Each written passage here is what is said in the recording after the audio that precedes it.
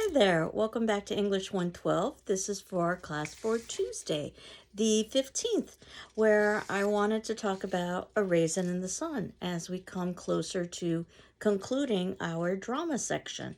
You'll see in the notes below, however, that I wanted to draw your attention to CMN 201, which is the horror film class that I am teaching. If it turns out that you're interested in horror film, I've attached the flyer so that you can see the films that we would be studying over the course of the semester.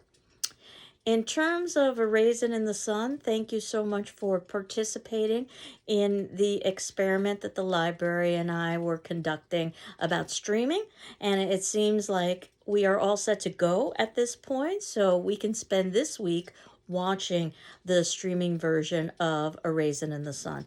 What I suggest is that you watch half of the movie for this class and the other half for our Thursday class. A good place to stop, I would recommend around minute 55:47, which is where where Walter is at the bar and he's quite distraught at that particular point. And this will be before we move into the scene with George Murchison ultimately interacting with Walter.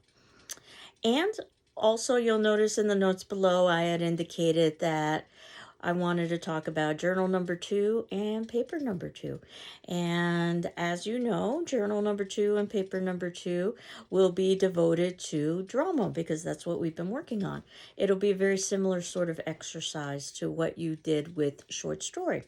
So with short story, for your journals, you chose 3 short stories.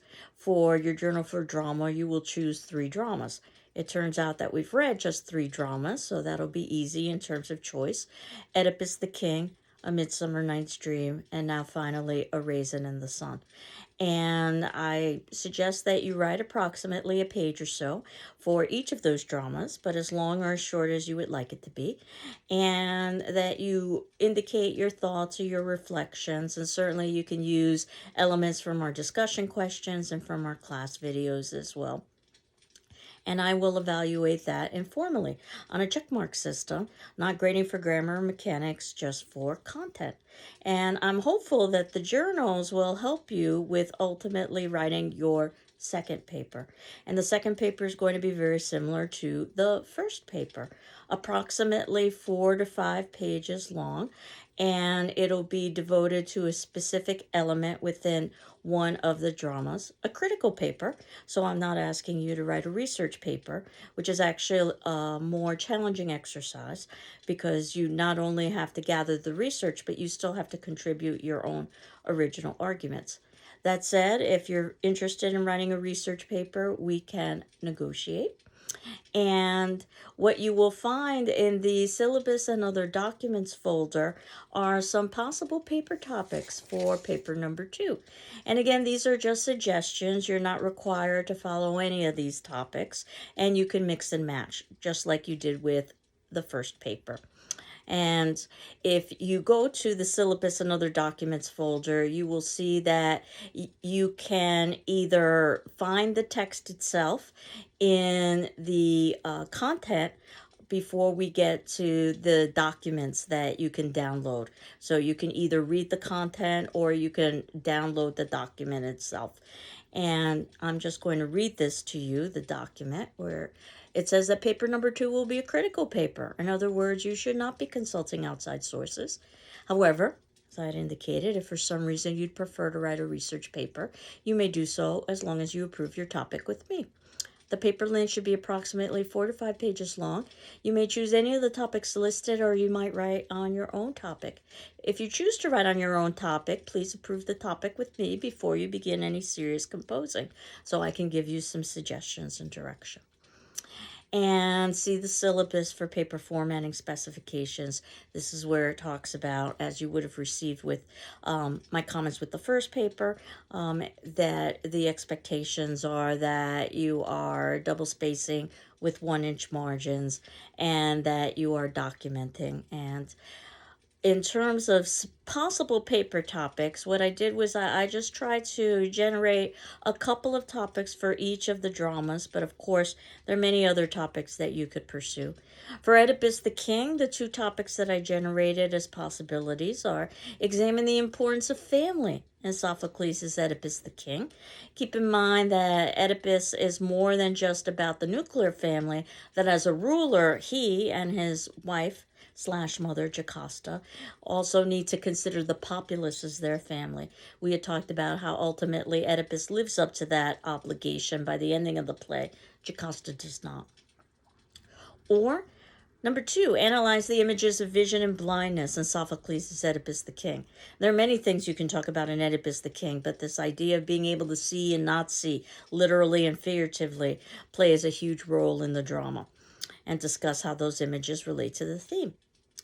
Or, in terms of Midsummer Night's Dream, I selected a character, in this instance Puck, discuss the role of Puck in Shakespeare's A Midsummer Night's Dream. Puck tends to be a favorite of actors, but that said, you could examine any character in any of the plays and talk about their contribution. Or, what I've also suggested for Midsummer Night's Dream is to examine the theme of love, since Midsummer Night's Dream as a comedy is all about love, with lots of commentary about elements associated with love. But again, there are many other things you can examine with Midsummer.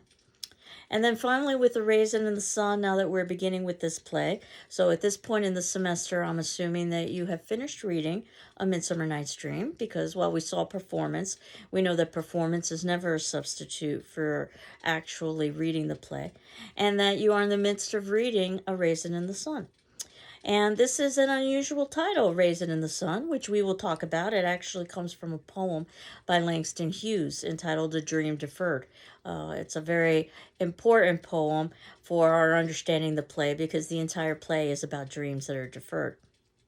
But I will ask you, or I am asking you in this instance, to talk about that specific title, to discuss its significance. A Raisin in the Sun. Again, one of the topics that we will be talking about soon after we watch the performance of A Raisin in the Sun.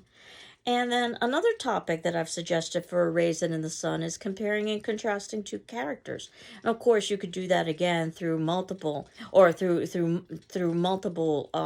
plays over the course of the semester. But I selected specifically the relationship between Walter and Beneatha in A Raisin in the Sun, because they're brother and sister, and that's always an interesting dynamic, the sibling relationship. But again, you could examine two characters in any of the plays that we've studied, or any play actually that you study in the future. And much like I had at the ending of the first paper, I've got at the ending of the topics for this paper a good question to ask yourself when you are writing a paper or reading someone else's writing is, have I or has the author said this as clearly, concisely, believably, or gracefully as possible? And notice that I use quotation marks for that quote, and in parentheses I've indicated the name of the author and page number.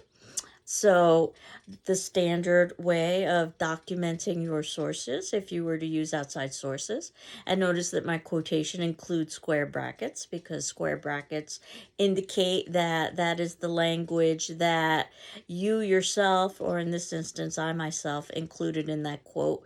It wasn't part of the original quote.